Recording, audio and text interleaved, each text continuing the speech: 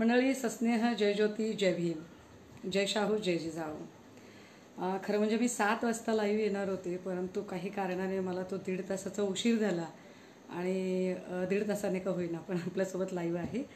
आणि विषयाची मांडणी करताना मी जसं आधीच सांगितलं की जात प्रमाणपत्र, बोगस जात प्रमाणपत्र आणि जो सुळसुळाट चाललेला आहे धनदांडग्यांचा, यावरती थोडी मांडणी करावी.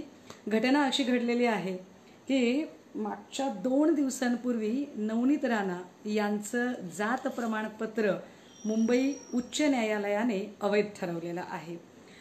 कल्पेश शिंदे, योगेश लोखंडे, ऋषिकेश आणि गणराज्य संघाची सगळी टीम, आपल्या सगळ्यांचं मनपूर्वक स्वागत आहे.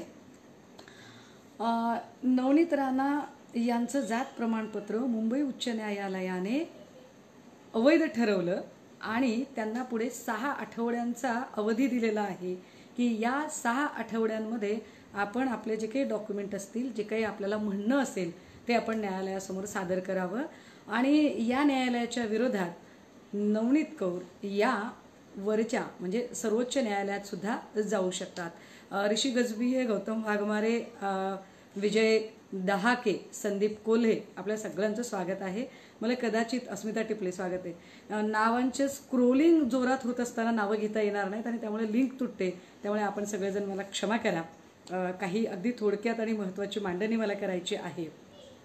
या नवनीत राणा कोण आहेत आणि नवनीत राणांची नेमकी पार्श्वभूमी काय आहे, ही पार्श्वभूमी आपण जरा समजून घेतली पाहिजे.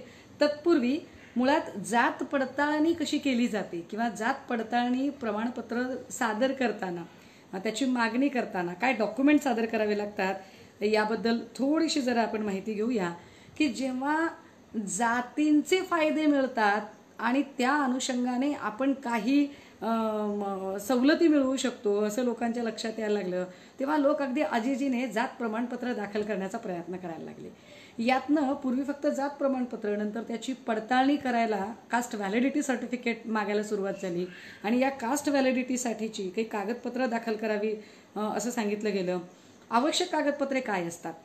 जात प्रमाणपत्र जर पडताळणी करून घ्यायचं असेल तर त्यासाठीची जी आवश्यक कागदपत्र, एकतर तुमचं मतदार ओळखपत्र असलं पाहिजे, म्हणजे आपण जनरली 3 वेळाला जात प्रमाणपत्र मागितलं जातं किंवा त्याची पडताळणी करून दिली जाते. एक तर तुमच्या शैक्षणिक कारणासाठी, नोकरीच्या कारणासाठी किंवा तुमच्या राजकीय कारकिर्दीत तुम्हाला निवडणुका लढवायच्या असतील तर अशा कारणांच्यासाठी आपण जात प्रमाणपत्रांची मागणी करतो. त्यासाठी कागदपत्र, मतदार ओळखपत्र, पारपत्र किंवा तुमचं वाहन चालक अनुज्ञापत्र, जे काही ड्रायव्हिंग लायसन असेल, RSBY कार्ड, आधार कार्ड, निमशासकीय ओळखपत्र, पॅन कार्ड आणि अगदी महाराष्ट्र रोजगार हमी योजना किंवा अजून काही असेल, तुमच्याकडे जे काही जॉब कार्ड असेल, हे जॉब कार्डसुद्धा चालू शकेल. काय सांगतायत भारत घाडगे, असं सांगतायत की या बाईंनी लग्नसुद्धा मराठी माणसाला फसवूनच केलं. खरं म्हणजे नवनीत राणा यांच्या आपण फक्त जात प्रमाणपत्रांबद्दल बोलूया. मला असं वाटतं की आपण कुठल्याही व्यक्तीबद्दल वैयक्तिक टिप्पणी न करता त्यांनी जी कायद्याची फसवणूक केलेली आहे किंवा त्या ज्या फसवणुकीमुळे इतरांवर अन्याय झालेला आहे यावरती आपण जास्त कॉन्सन्ट्रेट होऊया. आता याच्यात अजून काही तुम्हाला कागदपत्र द्यावी लागतात का जात प्रमाणपत्रांच्यासाठी? तर एकतर जात प्रमाणपत्रासाठी शपथपत्र, प्रपत्र नमुना 2 सादर करावं लागतं.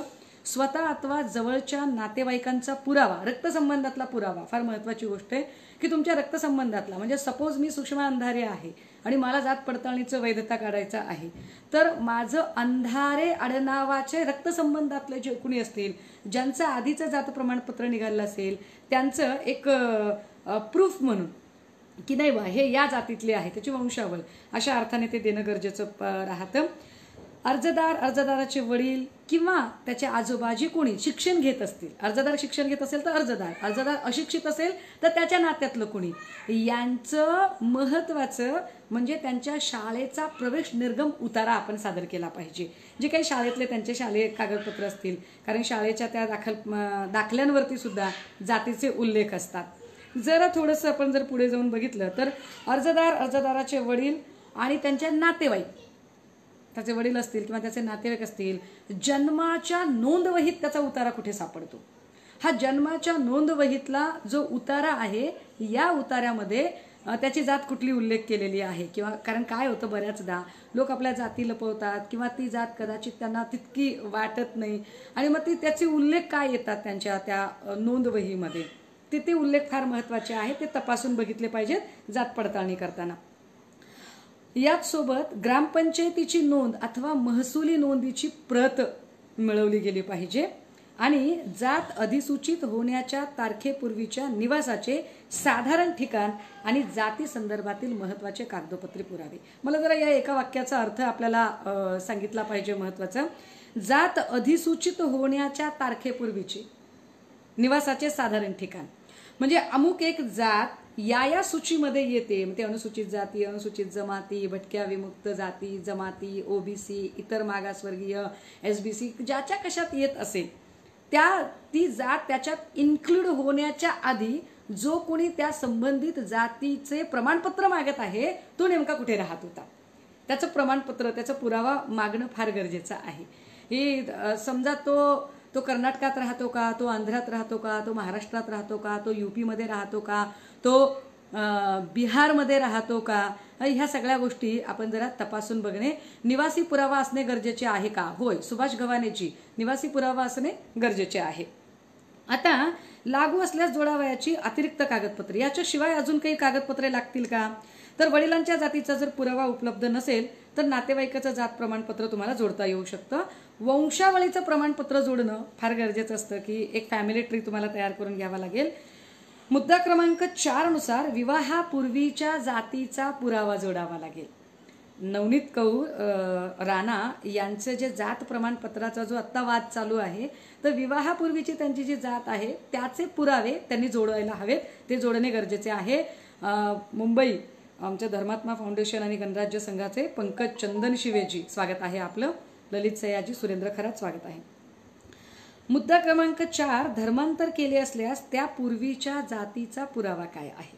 धर्मांतर केले असल्यास एखाद्याने एका वेगळ्या धर्मामध्ये तो गेलेला आहे तर त्याची आधीची जात कुठली होती, ती जात काय कुठल्या सूचीमध्ये येते का, ही सुद्धा सगळी माहिती चेक करून घेतली गेली पाहिजे.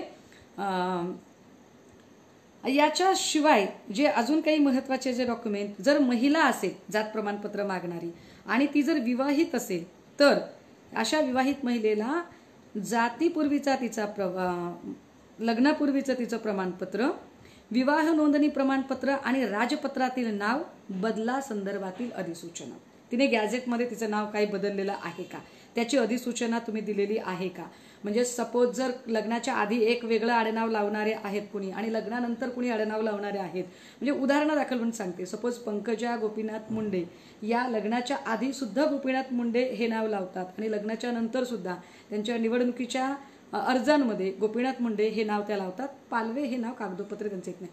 पण समजा एखादी महिला ज्या निवडणुकीच्या रिंगणात उतरतात तर लग्नाच्या आधी त्यांचं आडनाव वेगळं आहे, लग्नाच्या नंतरचं आडनाव वेगळं आहे, तर त्यामुळे काही फरक पडत असेल का?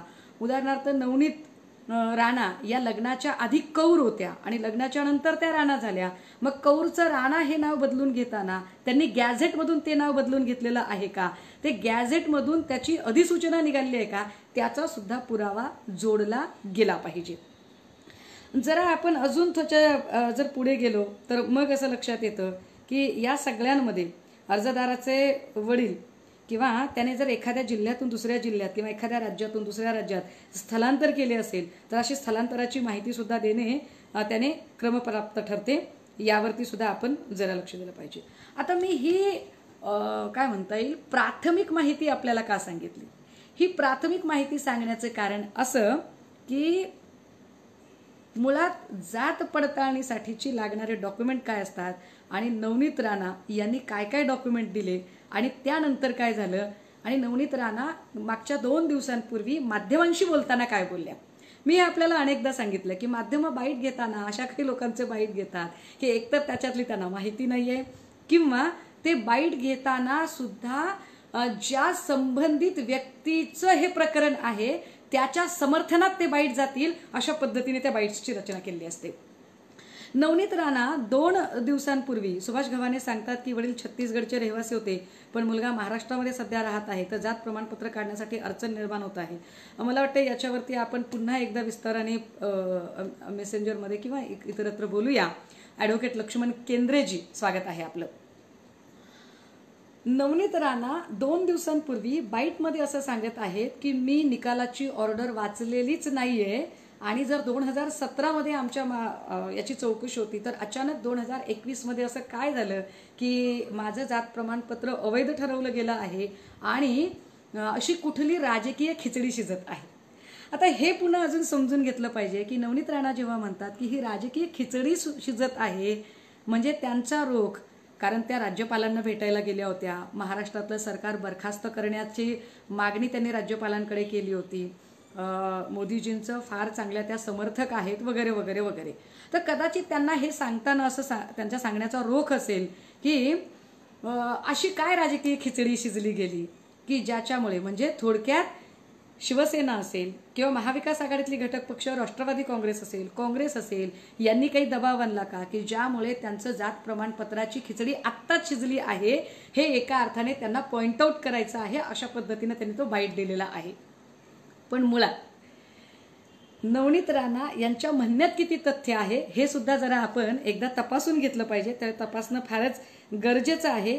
त्याआधी मी अजून एक माहिती आपल्याला सांगितली पाहिजे की फेब्रुवारी 2002 मध्ये मुलुंडचे एक नगरसेवक होते की ते नंतरच्या काळात मुंबईचे महापौर सुद्धा राहिलेले आहेत आणि अनेक वर्षांपासून काँग्रेसचे नगरसेवक RR यांना अपात्र ठरवण्यात आले होते आणि त्या अपात्र नगरपालिका जात पडताळणी समितीने बुधवारी नगरपालिका आयुक्त करून श्रीवास्तव यांना श्री सिंह यांच्या विरुद्ध बनावट कारवाई केल्याबद्दल फौजदारी कारवाई आदेश करण्याचे निर्देश दिले होते. निवडणुकीत जातीच्या आधारे राखीव जागा ज्या ठेवल्या जातात यावर श्री सिंह हे 1973 पासून नगरसेवक होते. 93-94 मध्ये ते मुंबईचे महापौर होते आणि आता मात्र त्यांच्या नंतर अपात्रताचा आदेश निघालेला होता. ही केस याच्यासाठी सांगितली की मला यातले जे काही अधिकारी आहेत त्या अधिकाऱ्यांचा पुढे संदर्भ सांगायचा आहे. मी अजून जरा पुढे गेलो पाहिजे. आता या नवनीत राणा मूळच्या त्या सांगतायत की मी मुंबईतली आहे आणि मुंबईतल्या मी एका शाळेमध्ये शिकलेली आहे, तसं त्यांनी त्याची माहिती ॲफिडेव्हिटमध्ये याच्या आधी सुद्धा दिलेली आहे. नवनीत राणा यांनी ती ॲफिडेव्हिटमध्ये माहिती कुठे दिली आणि कधी दिली होती तर ती माहिती देण्याचं कारण फार इंटरेस्टिंग आहे. नवनीत राणा यांना आपण कुठल्या शाळेत शिकलो याची माहिती देण्याचं कारण काय घडलं हे जर मी आपल्याला सांगायचं झालं तर 2014 मध्ये मुलुंडमध्ये यांच्या विरोधामध्ये एक तक्रार दाखल झाली होती नवनीत कौर यांच्या विरोधात. तक्रार कशाची होती हे फार इंटरेस्टिंग आहे. ऑफेन्स काय होते किंवा त्यांच्याबद्दल काय पद्धतीने तो गुन्हा दाखल होता. यात असं सांगितलं गेलंय की नवनीत राणा ॲफिडेव्हिटनुसार 10वी पास आहेत आणि त्या SSC from Kartika high school Mumbai in June 2001. 2001 मध्ये त्या SSC पासआउट झाल्या कार्तिक हायस्कूलमधून मुंबईतनं. हे फार मजेशीर आहे की 10वी शिक्षण झालेल्या आपल्याला भासवतात असे ही माणसं की किती उच्च शिक्षित वगैरे असतील, पण यांचं शिक्षण यांनी जे ॲफिडेव्हिटमध्ये दिलेलं आहे ते फक्त 10वी पासचं शिक्षण आहे आणि 2014 साली त्यांनी हे ॲफिडेव्हिट दिलेलं आहे. यांच्या क्रिमिनल केसचे डिटेल काय आहे नवनीत राणांच्या विरोधात आत्ता नाही, 2014चं मी सांगते. आणि हो, राणांचे समर्थक असतील किंवा खबरे असतील तर त्यांना हे माहिती असावं की मी पुराव्याशिवाय अजिबातच बोलत नाही. हे सगळं ऑन रेकॉर्ड उपलब्ध आहे आणि हे ऑन रेकॉर्ड जे उपलब्ध आहे, ज्यांनी मला ही माहिती आत्ता पाठवली आहे ते आमचे माहिती अधिकार कार्यकर्तेही आणि अत्यंत सजगपणे काम करणारे कायद्याच्या क्षेत्रात पंकज चंदन शिवे आणि मिलिंद जगताप, जे या सगळ्या केसच्या संबंधाने आय विटनेसही होते आणि या सगळ्या प्रोसेसमध्येही होते. तर त्यांच्यावरचे ऑफेन्स काय आहेत? IPC सेक्शन 143, 147, 135 काय असतात हे सेक्शन 143, 147, 135? तर हे 135 केस नंबर 5551/13 वाळगाव पोलीस स्टेशन अमरावती. गुन्हे किती दाखल आहेत बघा नवनीत राणांवरती. त्यांच्यावर अमरावतीत गुन्हा दाखल आहे, त्यांच्यावर वाळगाव पोलीस स्टेशनमध्ये गुन्हा दाखल आहे, त्यांच्यावर 468, 471, 420 नवनीत राणा यांच्यावर 420चा गुन्हा दाखल आहे. 400 BC क्या होती है ये मैंने बताने की जरूरत नहीं है। जिसने बहुत ज्यादा संविधान नहीं पढ़ा है या जिसको संविधान पता भी नहीं है वो भी बता सकता है कि 420 का जो आर्टिकल आहे वो क्या हो सकता है। तर 420चा गुन्हा नवनीत राणा यांच्या विरोधात ऑलरेडी 2014 मध्ये दाखल झालेला आहे आणि हा गुन्हा Mulund police station Mumbai metropolitan court number 27 येथे याच्यावर त्यांना दंड सुद्धा सांगितलेला होता, म्हणजे कोर्ट कन्व्हिक्शन जे आहे त्याच्यामध्ये। पुढे सिरियल IPS सेक्शन ॲप्लिकेबल केस कन्व्हिक्टेड कुठे आहेत, केस वेअर कन्व्हिक्टेड, तर IPC सेक्शन ॲप्लिकेबल पुन्हा पुढे असं सांगितलं गेले। याचे डिटेल्स सांगताना त्या डिटेलमध्ये त्यांना जे त्यांनी प्रॉपर्टी डिटेल्स दिलेले आहेत, त्यांचे खात्यांचे डिटेल्स दिलेले आहेत, मी त्या तपशिलात जात नाही, पण नवनीत राणा ह्या ज्या अत्यंत प्रामाणिकपणाचा खरेपणाचा जो आव आणत आहेत आणि त्या सांगतायत की मी फार प्रामाणिक आहे आणि माझ्या विरोधात ही खिचडी शिजवली जात आहे, तर त्यांना आणि त्यांच्या समर्थकांना हे कळायला हवे की 2014 मध्येच आपल्या विरोधात फर्जरी, फ्रॉड, फसवणूक, धमकावणे असे अनेक गुन्हे आपल्या विरोधात दाखल आहेत। कोर्टात ते सादर झाले, ट्रायल झाले आणि याच्यात आपण दंडही भरलेले आहेत, आपल्याला त्याच्यात दंडही लागलेले आहेत। थोडंसं अजून जरा पुढे जाऊया। हे सगळं प्रकरण आत्ता उद्भवण्याचं कारण काय गरज आहे बरं? तर 2014 साली एक निवडणूक झाली अमरावतीतली। या निवडणुकीमध्ये शिवसेना नेते आनंदराव अडसूळ आणि नवनीत राणा हे दोघे समोरासमोर उभे होते आणि तेव्हा नवनीत राणांचा पराभव झाला होता। 2019ला पुन्हा इलेक्शन आलं आणि 19च्या इलेक्शनला अमरावतीचा लोकसभा मतदारसंघ जो आहे हा अमरावती लोकसभा मतदारसंघ हा राखीव झाला अनुसूचित जातीसाठी। SC साठी हा मतदारसंघ राखीव झाल्यानंतर अर्थातच नवनीत राणा यांनी एक ॲफिडेव्हिट निवडणूक आयोगाला सादर केलं आणि त्यात त्यांनी असं म्हटलं की मी माझं SCचं कास्ट सर्टिफिकेट सादर करायला बांधीलंय, मी माझं कास्ट सर्टिफिकेट देणार आहे आणि माझी ती प्रोसेस चालू आहे, मी निवडणूक लढते आणि त्या निवडणुकीला उभ्या राहिल्या। आता नवनीत राणा या निवडूनही आल्या। हे आपल्याला याची कल्पना आहे की त्यांचे यजमान रवी राणा हे आधीच अमरावतीतलं मोठं प्रस्ताव आहे आणि त्यांचा मोठा अनुभव आहे, लोकसंपर्क आहे, शिवाय मोठमोठ्या राजकीय पक्षांचे पाठिंबे आणि पैसा या सगळ्याच गोष्टींनी ते परिपूर्ण आहेत। त्यामुळे रवी राणा यांच्या पत्नी आणि आधीच्या बऱ्यापैकी ग्लॅमरस क्षेत्रात काम करणाऱ्या नवनीत यांना स्वतःची ओळख लोकांपर्यंत पोचवायला फार असे काही प्रयत्न करावे लागले नाही आणि त्या पोचल्या मतदारसंघामध्ये आणि त्या निवडणुकीला उभ्या राहिल्या, निवडून सुद्धा आल्या। त्या जेव्हा 2019च्या याच्यामध्ये निवडणुकाला निवडून आल्या त्याच्या आधी अजून एक गोष्ट झाली होती, ती म्हणजे 2017लाच त्यांच्या विरोधात एक याचिका दाखल झाली होती। 2017ला नवनीत राणा या शेड्यूल कास्टमध्ये येत नाहीत, त्यांच्या जातीची अडचण आहे, त्या चुकीची जात सांगत आहेत, यावरती त्यांच्या विरोधात आधीच तक्रार दाखल झाली होती। ही तक्रार दाखल करणारे किंवा ज्या याचिकेमुळे निकाल लागलेला आहे ती याचिका अर्थातच शिवसेना नेते आनंदराव अडसूळ यांनी दाखल केली होती। पण आनंदराव अडसूळ हे शिवसेनेचे योगायोगाने आहेत, पण ते त्या मतदारसंघात त्यांचे स्पर्धक आहेत आणि म्हणून त्यांनी ती तक्रार दाखल केलेली आहे। आता नवनीत राणा असं म्हणतात की माझ्या वडिलांकडची जी जात आहे ती मोची जात आहे, जी शेड्यूल कास्टमध्ये येते आणि आम्ही यूपीकडचे उत्तर भारतातले मोची आहोत।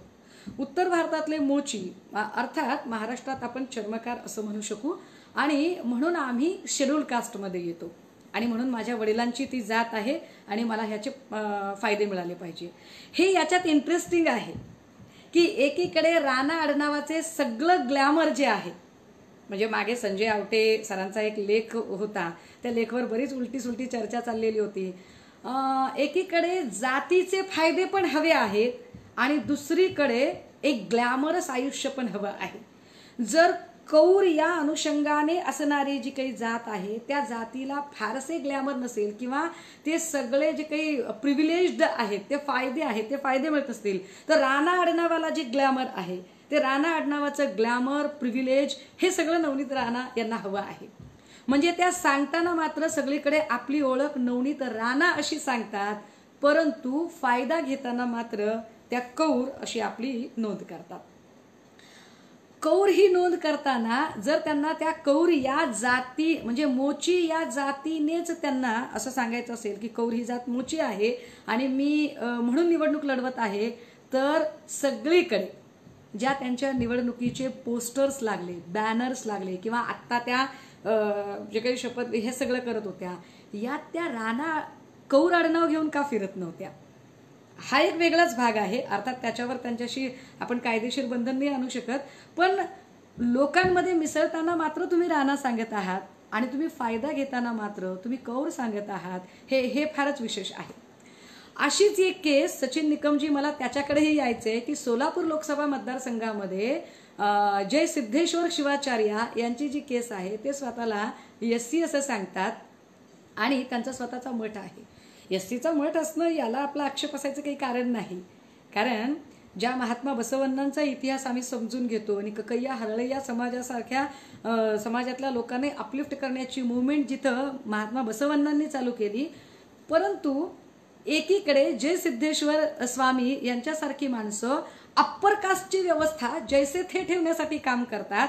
या सगळ्यांना वर्णवादी व्यवस्था जैसे थे ठेवावी वाटते. मला आठवत नाही कुठेही की जय सिद्धेश्वर यांनी याच्या आधी कधीही कुठल्याही डायसवरून जातीच्या संबंधाने, जातीच्या भेदभावाच्या संदर्भाने, कास्ट डिस्क्रिमिनेशनच्या संबंधाने किंवा कुठेही जातीय अत्याचार झालेले आहेत, जातीवर कुठेही काही अडचणी झालेल्या आहेत, तर त्यावरती मात्र त्यांनी कधीही स्टेटमेंट केलं नाही. जातीवरून जर काही लोकांना त्रास झाला असेल तर त्यावरही त्यांचे कधी स्टेटमेंट येत नाहीत. म्हणजे अगदी काल परवा जळगावमध्ये कुणीतरी कैऱ्या खाल्ल्या म्हणून त्याच्यावर लघुशंका करणारे, त्याला 2 तास दलित आहे म्हणून मारहाण करणारे, किंवा एखाद्या हिंदूंच्या मंदिरात एखादा मुस्लिम मुलगा पाणी प्यायला गेला तर म्हणून त्याला बेदम मारहाण करणारे, किंवा एखाद्याच्या विहिरीत एखादा दलित तरुण उतरला म्हणून त्याला अगदी नग्न करून मारहाण करणारे, अशा जेव्हा घटना घडतात, किंवा अगदी पुण्यामध्ये पिंपरी चिंचवड भागामध्ये एक घटना घडते की विटभट्टीवर कामाला गेलेल्या एका मातंग जोडप्याच्या सोबत इतक्या वाईट पद्धतीने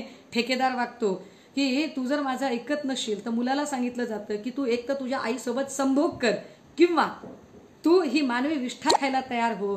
अशा सगळ्या अत्यंत अमानुष ज्या वेळेला जातीवरून प्रकरण होतात, यावरती मात्र जय सिद्धेश्वर शिवाचार्य किंवा नवनीत राणा यांच्यासारखी माणसं अवाक्षराने बोलत नाही. प्रश्न काय आहे की जी माणसं जातीचे बेनिफिट घेतात, शेड्यूल कास्टचे बेनिफिट घेतात, तीच माणसं शेड्यूल कास्ट मधल्या लोकांवर जेव्हा अनन्वित अत्याचार होतात, मग ते शेड्यूल कास्टचे असू देत, शेड्यूल ट्राईबचे असू देत, नोमॅड्सचे असू देत, या लोकांवर जेव्हा अनन्वित अत्याचार होत असतात तेव्हा मात्र हे सगळे गप्प असतात, तिथे काहीच बोलत नाहीत. माझा युक्तिवाद हा आहे, मला सांगायचं हे की यांना या जातींशी देणं घेणंच नसतं, या प्रवर्गाशीही देणं घेणं नसतं. या प्रवर्गाच्या वाट्याला येणारा जो जातीवाद आहे, जातीय भेदभावामुळे यांचं होणारं जे नुकसान आहे, यांच्या मानवी मूल्यांच्या अनुषंगाने असणारे ज्या हक्कांची पायमल्ली आहे, यावर ही माणसं काहीच बोलत नाहीत, कारण यांनी जातीवाद कधीही अनुभवलेला नसतो. हे कायम स्वतःला अप्पर कास्टचे समजतात, उच्चवर्णीय समजतात, परंतु जेव्हा कधी यांना कायदेशीर काही सवलती आणि फायदे घ्यायचे असतात तेव्हा मात्र हे आपल्या जातीची शेपट्या लावायला लागतात. असे अनेक जातींमध्ये सापडतं. म्हणजे बाहेर सांगताना कित्येक जण, म्हणजे माझ्या ओळखीतले आहेत म्हणून सांगते, की बाहेर मिरवताना ते सांगतील तुम्ही कोण, आम्ही लिंगायत पाटील. सवलतीच्या यादीमध्ये मात्र आम्ही लिंगढेर. म्हणजे सवलतीच्या यादीत लिंगढेर आहे आणि इकडे मिरवताना मात्र मी लिंगायत पाटील आहे. हे अनुभवणं माझ्यासाठी फार कठीण असतं. यावर ही माणसं बोलत नाहीत. बरं चला जरा अजून थोडंसं पुन्हा अजून जरा याच्यावरती येऊया. 2000, कारण याचा अन्वयार्थ लावणं अजून खूप जास्त काही बोलता येईल. 2017 मध्ये जी विरोधात याचिका नवनीत कौर यांच्या दाखल झाली, म्हणजे ज्या नवनीत कौर अगदी खुट्ट झालं की त्यांच्या डोळ्यात पाणी येतं, त्या रडतात छानपैकी, त्या खूप छान मूव घेतात, खूप छान ते बाईट देतात, त्यांचे अभिनिवेश, त्यांचे सगळे आविर्भाव हे खूप असतं. पण त्याच नवनीत राणा जेव्हा कधी जातीवर घटना, मग त्या अमरावतीत कित्येक घडल्या, नागपूरमध्ये घडल्या, वर्ध्यात घडल्या, तेव्हा मात्र त्याच्यावर चकार शब्द काढत नाहीत. कारण मुळात त्या समूहातल्या असतील, मुळात तिथपर्यंत त्यांची नाळ जुळलेली असेल तर त्याच्यावरती बोलतील ना. पण त्याच्यावरती बोलायला तयार होत नाहीत, कारण त्यांना जातीचा फक्त फायदा घ्यायचा आहे. पण ती जात तरी ओरिजिनल आहे का? लावलेलं प्रमाणपत्र तरी खरं आहे का? तर त्याच्याकडे जरा जाऊया. 7 याच्या संदर्भाने जी काही याचिका दाखल झाली होती, ही याचिका दाखल करताना 17ला दाखल झालेल्या याचिकेचा जो आत्ताचा जो निकाल आलेला आहे, हा निकाल 2 दिवसांपूर्वी आलेला आहे. आणि हा निकाल देताना सांगितलंय की त्यांनी दाखवलेली, सादर केलेली सगळी कागदपत्र तपासता त्यांची जात अवैध ठरतेय. जातीचं प्रमाणपत्र देणंच त्यांना अवैध ठरतंय. आणि जर त्यांचं काही म्हणणं असेल तर त्यांनी 6 आठवड्यांच्या आत आपलं हे म्हणणं सादर करावं. आता मंडळी, गमतीदार गोष्ट अशी आहे की राणा यांना जात प्रमाणपत्र दिलं कुणी? म्हणजे जे जातीचं प्रमाणपत्र व्हॅलिडच ठरत नाहीये, ते जात प्रमाणपत्र यांना दिलं कुणी? 3/11/2017ला त्याची ऑर्डर झाली आहे. 3 नोव्हेंबर 2017ला या नवनीत कौर उर्फ राणा यांना जात प्रमाणपत्र व्हॅलिड दिलेलं आहे. आणि हे देणारे लोक कोण होते? फार गमतीदार लोक आहेत, अधिकारी आहेत, सगळे हुद्द्यावर आहेत, अजूनही आहेत मोठमोठ्या हुद्द्यांवर. माझं म्हणणं आहे की माननीय न्यायालयाने एखाद्या व्यक्तीचे जात प्रमाणपत्र अवैध ठरवताना फक्त त्या व्यक्तीला दोषी धरू नये, तर एखाद्या व्यक्तीचे जात वैधता प्रमाणपत्र जेव्हा अवैध ठरवले जाते न्यायालयाकडून, तेव्हा ते प्रमाणपत्र इश्यू करणारे जे अधिकारी असतात, या अधिकाऱ्यांना सुद्धा सह आरोपी केले पाहिजे. अधिकाऱ्यांना सह आरोपी करणे फार गरजेचे आहे. कारण जे अधिकारी अशा पद्धतीने लाचखोरी करून जेव्हा कधी प्रमाणपत्र इश्यू करतात, त्यांच्यामुळे जे खरे लाभार्थी असतात आणि जे या लाभापासून वंचित राहिलेले असतात, त्यांच्या मानवी हक्कांची पायमल्ली होते. मग हे अधिकारी कोण आहेत? तर नवनीत राणा यांचे जात प्रमाणपत्र इश्यू करणाऱ्या अधिकाऱ्यांची जी नावं आहेत, यांना पहिल्यांदा जात प्रमाणपत्र जे इश्यू झालं होतं ते मुंबई उपनगर उपजिल्हाधिकारी बांद्रा, मुंबई उपनगर उपजिल्हाधिकारी यांनी आधी जातीचं प्रमाणपत्र दिलं. त्यानंतर त्यांनी कास्ट व्हॅलिडिटीसाठी प्रस्ताव दाखल केला. कास्ट व्हॅलिडिटी त्यांची जी होती ती मुंबई उपनगर जिल्हा जात प्रमाणपत्र वैधता समितीने 5 नोव्हेंबर 2017ला त्यांना वैध ठरवले, त्यांची कास्ट व्हॅलिड ठरवली. आता हे 3 नोव्हेंबर 2017ला. आणि ठरवणारे अधिकारी होते, कास्ट व्हॅलिडिटीची जी कमिटी बसते त्यातल्या चेअरपर्सन ज्या होत्या त्या महिला अधिकारी चित्रा सूर्यवंशी. त्या समितीमध्ये अजून एक उपायुक्त होते, त्यांचं नाव अरविंद दळवी. अजून एक अधिकारी आहेत अविनाश देवसटवार. आणि या सगळ्या अधिकाऱ्यांनी मिळून, यांच्या समितीने मिळून हे जात प्रमाणपत्र इश्यू केलं. मी चित्रा सूर्यवंशी, अरविंद दळवी आणि अविनाश देवसटवार यांची नावं का घेते? मला याची कल्पना आहे की ही माणसं अजूनही सेवेत आहेत, तरीही मी ही नावं घेते. मला यांची नावं यासाठी घ्यायची आहेत कारण या लोकांची हिस्ट्री काय आहे ती जरा बघा, या अधिकाऱ्यांची हिस्ट्री काय आहे ती. तर मी आपल्याला हे अत्यंत सप्रमाण सांगितले पाहिजे की चित्रा सूर्यवंशी, अरविंद दळवी आणि अविनाश देवसटवार या अधिकाऱ्यांना याच्या आधीच कास्ट व्हॅलिडिटी सर्टिफिकेट देण्यासाठी 50 लाखाची जात लाच मागितल्याच्या आरोपाखाली त्यांचं निलंबन झालेलं होतं. त्यांच्या सस्पेंड ऑर्डर निघाल्या होत्या. चित्रा सूर्यवंशी, अरविंद दळवी, अविनाश देवसटवार यांच्या सस्पेंड ऑर्डर निघाल्या होत्या. कशासाठी? तर मुंबईतल्याच एका नगरसेवकाला कास्ट व्हॅलिडिटी सर्टिफिकेट देण्यासाठी म्हणून त्यांनी जी लाच मागितली.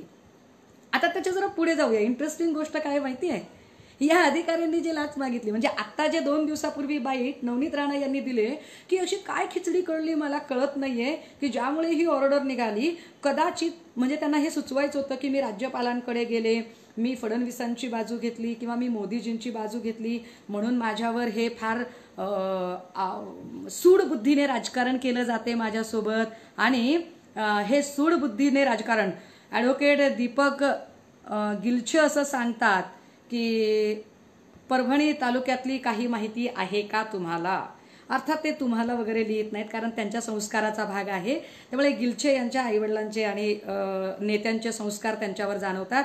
तुमच्या नेत्याचे आणि तुमच्या आईवडिलांचे जे तुमच्यावर संस्कार आहेत त्या संस्काराचा भाग म्हणून मी तुम्हाला सांगितलं पाहिजे की परभणीच्या प्रकरणावर ऑलरेडी मी पाथरी आणि परभणीतलं जे प्रकरण झाले त्यावर बोलून झाले, माझं संबंधित SP बोलून झाले आणि मी माननीय गृहमंत्र्यांना माझ्या वतीने आणि माझ्या संघटनेच्या वतीने या सगळ्या ज्यांनी ते विहिरीचं प्रकरण केलं त्यावरती प्रस्तावही दिलेला आहे.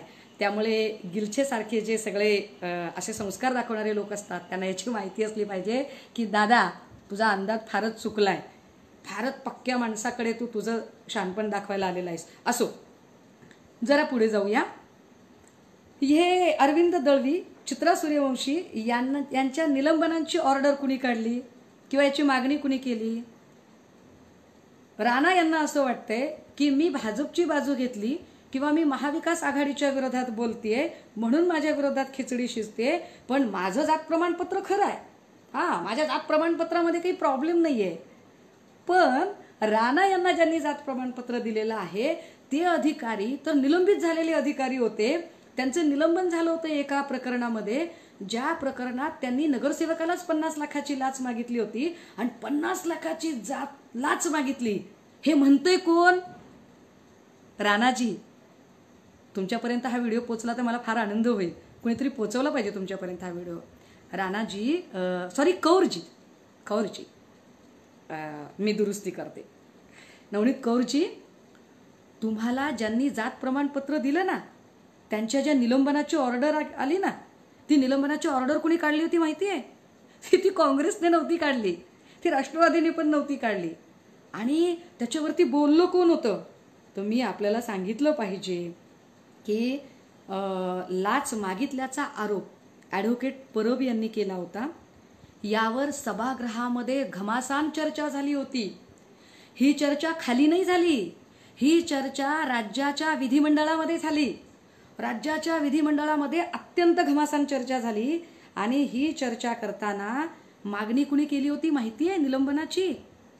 ताई नवनीतजी, ही मागणी यावर सभापती रामराजे नाईक निंबाळकर यांनी याबाबतची चर्चा मुख्यमंत्र्यांच्या कानी घालावी आणि मुख्यमंत्र्यांनी संबंधित अधिकाऱ्यांचे आजच्या आज निलंबनाचे आदेश निर्गमित करावेत असे निर्देश दिले होते.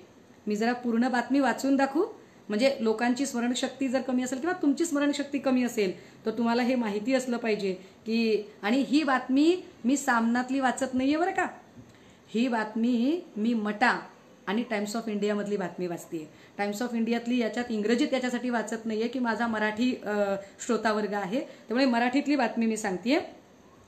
नगरसेवकांना जात वैधता प्रमाणपत्र देण्यासाठी जात पडताळणी समितीच्या चित्रा सूर्यवंशी, जात पडताळणी समितीची अध्यक्षा, उपायुक्त अरविंद दळवी आणि अविनाश देसटवार या 3 अधिकाऱ्यांनी 50 ते 60 लाख रुपये लाच मागितल्याचा आरोप ॲडव्होकेट परब यांनी केला होता.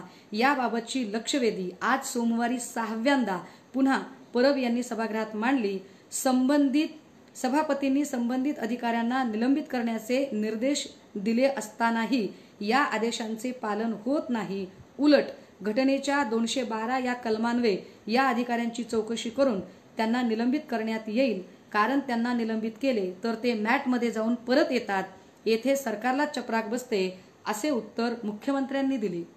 ताई, असे उत्तर मुख्यमंत्र्यांनी दिले आणि ते मुख्यमंत्री म्हणजे उद्धवजी नव्हते, ते मुख्यमंत्री देवेंद्र फडणवीस होते.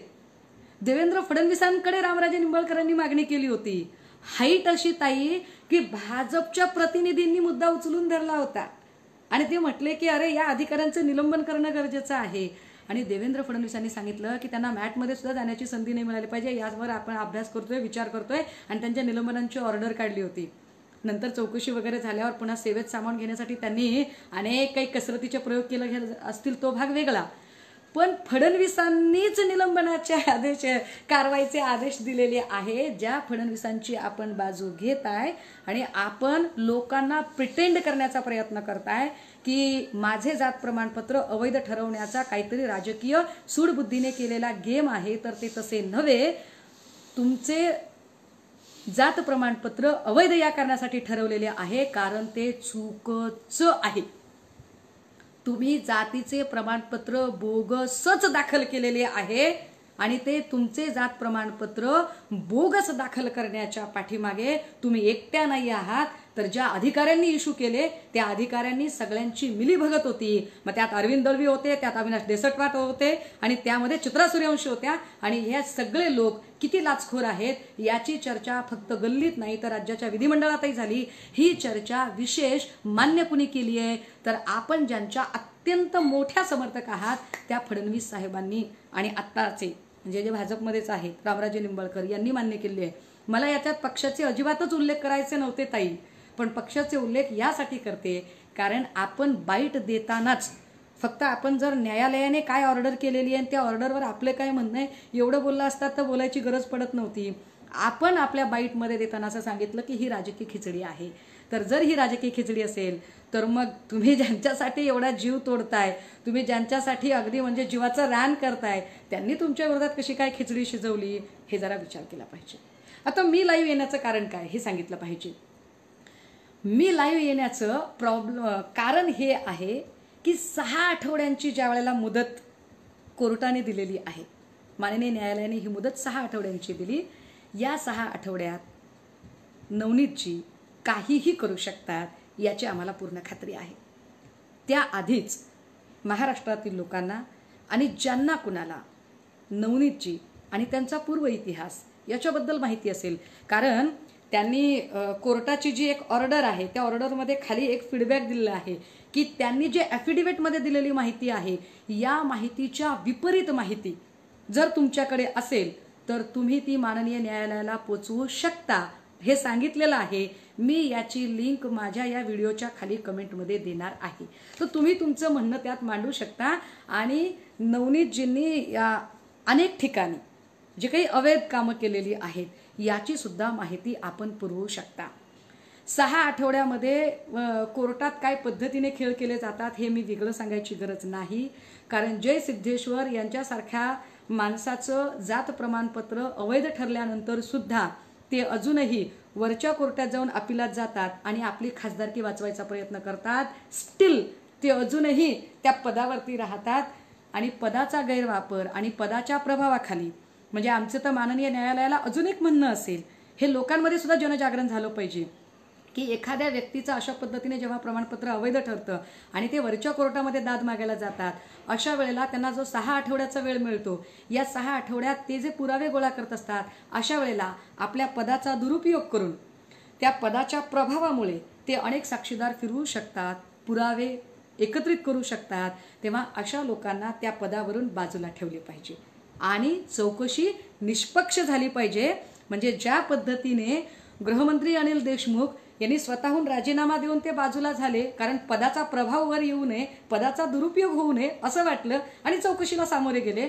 या पद्धतीने हे जे खासदार असतील, आमदार असतील, महापौर असतील, कुठलाही लोकप्रतिनिधी, तो कुठल्याही पक्षाचा असू देत, कुठल्याही पक्षाचा लोकप्रतिनिधी असेल, त्यांनी त्यांचे जात प्रमाणपत्र ज्या वेळेला अवैध ठरते त्यावेळेला त्या पदाचा प्रभाव त्यांच्या साक्षी आणि पुरावे गोळा करण्यावर पडू नये यासाठी त्यांना तात्काळ जसे अधिकाऱ्यांचे निलंबन सस्पेंड ऑर्डर असतात तसे त्यांना त्या पदावरून आमदारकी खासदारकीच्या पदावरून त्यांना सस्पेंड ठेवले पाहिजे खरे तर. आणि सस्पेंड ठेवून त्यांचे कामं सुरू झाली पाहिजेत. मग आम्हाला काही हरकत नाही. त्यांनी न्यायालयीन लढाई लढणे, त्यांनी वरच्या कोर्टात दाद मागणे हा त्यांचा अधिकार आहे, त्यांनी ती मागावी, परंतु त्यांना तेवढ्या काळासाठी बाजूला ठेवले गेले पाहिजे. दादा आता जरा कन्क्लुजनकडे येऊया. मला कन्क्लुजनमध्ये काय सांगायचं होतं, का मांडते मी हे सगळं, माझा आणि नवनीत राणांचा काय संबंध आहे, काही देणं घेणं नाही. ना मी अमरावतीतली आहे, ना मी लोकसभेला लढणारी कुणी उमेदवार आहे, ना मी शेड्यूल कास्टमध्ये येते.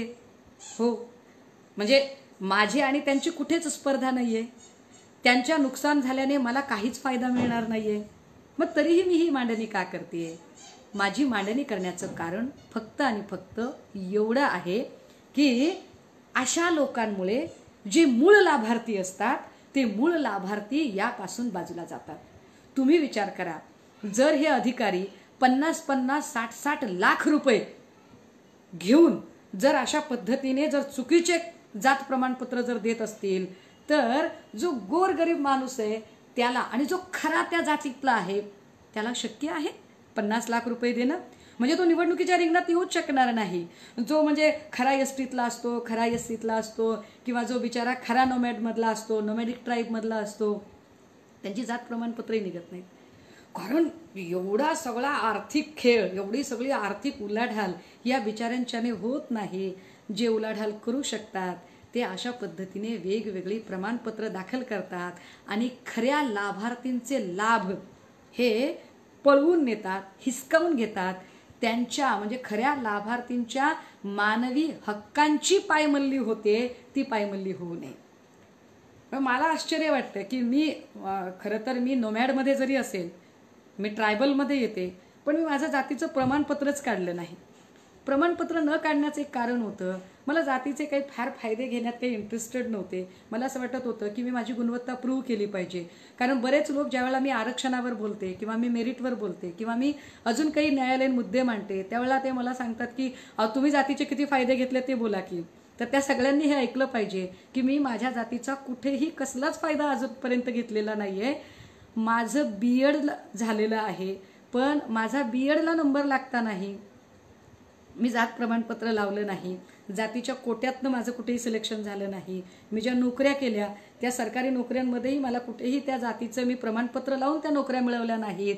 जे म्हणतात ना, तुमचा 35% पुढे जातो, आमचा 99% मागं राहतो. तर दादा हो, आय चॅलेंज यू, आहे असा कुणी 99% ज्याला 99% मिळाले पण तरीही तो मागे राहिला? तुम्ही 99%चं एक उदाहरण दाखवायचं आणि मी माझ्या चळवळीतनं संन्यास घ्यायचा. 99% मागे राहतो आणि 35% पुढे जातो. तर त्या सगळ्या बहाद्दरांसाठी, जे असे बोरू बहाद्दर असतात, त्यांच्या लक्षात आलं पाहिजे की व्यक्तिशः जेव्हा मी या सगळ्या मुद्द्यांवर बोलते तेव्हा व्यक्तिशः सुषमा अंधारे कुठल्याही जातीचे कुठलेही लाभ घेत नाही. सुषमा अंधारे ही वट स्वतःच्या गुणवत्तेवर उभी राहते आणि गुणवत्ता सांगत बोलत राहतो. पण तरीही आम्ही मागे का पडतो? कारण आमच्याकडे नवनीत कौर किंवा जय सिद्धेश्वर यांच्यासारखं फार मोठं आर्थिक राजकीय पाठबळ नसतं. आम्ही सोकोल्ड जातीतनं येत नाही आणि आम्ही बदमाशा करत जात लपवून दुसऱ्या जातींचे असे अवैध प्रमाणपत्र दाखल करत नाही. त्यामुळे जी माणसं म्हणजे सब कुछ सीखा हमने ना सीखी होशियारी, सच दुनिया वालो की हम है अनाडी, तर ही सगळी बिचारी अनाडी राहतात माणसं ज्यांच्याकडे ते आर्थिक पाठबळ नाहीये. आणि त्यामुळे ही खरे लाभार्थी लोक बाजूला राहतात आणि डुप्लिकेट लोक पुढे येतात. माननीय न्यायालयाने सुद्धा यामध्ये विशोधन करण्याची, घटनादुरुस्त्या करण्याची गरज आहे. संसदेत सुद्धा अशा घटनादुरुस्त्या झाल्या पाहिजेत की अशा पद्धतीने जर एखाद्याचं जात वैधता प्रमाणपत्र जर अवैध ठरत असेल तर इश्यू करणारे अधिकारी सुद्धा ताब्यात घेतले गेले पाहिजेत, त्यांचे इन्क्रिमेंट रोखले पाहिजेत, त्यांचे प्रमोशन रोखले पाहिजेत, त्यांच्या ज्या काही सरकारी सवलती आहेत, ज्या सेवा त्यांना मिळतात त्या सेवा सगळ्या रोखून धरल्या पाहिजेत. तर आणि तर चाप लागेल. कारण कुठलीही घटना, कुठलीही टाळी एका हाताने वाजत नाही. एखादा माणूस जर असं अवैध प्रमाणपत्र काढण्याची हिंमत करतो तर त्याला कारण पोखरलेली प्रशासनातली भ्रष्ट व्यवस्था असते. ही प्रशासनातली पोखरलेली जी भ्रष्ट व्यवस्था आहे ती भ्रष्ट व्यवस्था शोधून काढण्याची जबाबदारी सुद्धा न्यायालयाची आहे. का न्यायालयाची आहे? जर माननीय न्यायालय हे कोविड सेंटरमध्ये काय असलं पाहिजे याचे निर्देश देऊ शकतं, जर माननीय न्यायालय दवाखान्यांचे ऑडिट करा सांगू शकतं, जर माननीय न्यायालय पर्यावरणासाठी झाडे लावली पाहिजेत हे सांगू शकतं, जर माननीय न्यायालय प्रत्येक म्हणजे आपल्याकडे जे जलदगती फास्ट ट्रॅक आले त्याची कारणं की न्यायालयाचा खूप जास्त ज्युडिशियल ॲक्टिव्हिझम खूप वाढला. जर ज्युडिशियल ॲक्टिव्हिझम अगदी कधी नको असणाऱ्या विषयांमध्ये सुद्धा ज्युडिशियल ॲक्टिव्हिझम जर वाढलेला असेल तर ज्युडिशियल ॲक्टिव्हिझमचाच आधार घेऊन माननीय न्यायालयाने अशा अत्यंत भ्रष्ट अधिकाऱ्यांचा सुद्धा कार्यक्रम लावला पाहिजे. आणि नवनीत कौरजी, मला याची कल्पना आहे की मी इतकं ओरडून सत्य सांगत आहे, कदाचित माझ्याकडे सत्य सांगण्याशिवाय दुसरं काही नाही आहे. मी कदाचित माझा विरोध दुबळा ठरेल का भविष्यात, माझ्या परीने मी प्रयत्न करत राहील. तुमच्याकडे खूप पैसा आहे, तुमच्याकडे खूप सत्ता आहे, अमाप तुमच्याकडे अर्थबळ आहे.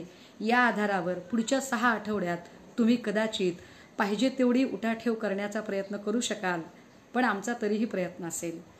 बोगस जात प्रमाणपत्र प्रतिबंधक अभियान जे नॉमॅडिक ट्राईबच्या सगळ्या लोकांनी हातात घेतलेलं आहे, ज्याच्यामध्ये अगदी मी एकटीच नाही, मी आहे, डॉक्टर अनिल साळुंके आहेत, मंगेश सिंगजी आहेत,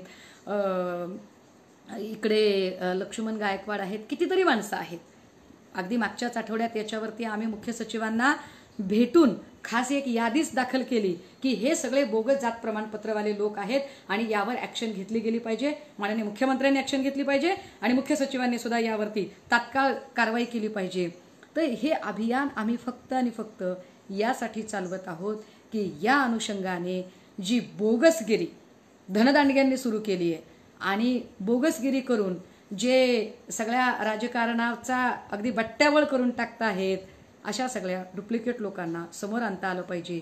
बघा जमलं तर अमरावतीकरांनो आणि महाराष्ट्रातले ज्यांना कुणाला माझं म्हणणं पटतंय त्यांनी निश्चितपणे हा जो नवनीत कौर आणि जय सिद्धेश्वर स्वामी, ही फक्त 2 उदाहरणं मी लोकसभेचे आहेत म्हणून सांगते, पण अशी अनेक लोक आहेत. अशा लोकांच्या विरोधात आपण एक रान उठवलं पाहिजे, अभियान राबवलं पाहिजे. कारण जर सोलापूरमध्ये जय सिद्धेश्वर सारखा माणूस जर उभा राहिला नसता किंवा जय सिद्धेश्वर यांना जर हे कास्ट सर्टिफिकेट इश्यू झालं नसतं, तर कदाचित जे खरे लोक आहेत हे खरे लोक पुढे येऊ शकले असते. ह्या खऱ्या लोकांना, खऱ्या लाभार्थींना मागे टाकण्याचं काम जे धनदांडगे करत आहेत, अशांना त्यांची जागा दाखवली पाहिजे. फक्त आणि फक्त एवढ्यासाठी हा प्रपंच होता. सहभागी असणाऱ्या सर्व आमचे संजय अघावजी, भरत जाधव, बनसोडे, बाबूराव बनसोडे, अनेक संघटनांचे, अनेक पक्षांचे लोक हे लाईव्ह बघत आहेत. आपल्या सगळ्यांचं पुनश्च एकदा आभार मानते. पुन्हा एकदा कुठल्या तरी अशाच एखाद्या महत्त्वाच्या विषयावर वास्तव आणि वस्तुनिष्ठ माहिती घेऊन भेटूया. तोपर्यंत रजा घेते, थांबते. जय ज्योती, जय भीम, जय शाहू, जय जिजाऊ.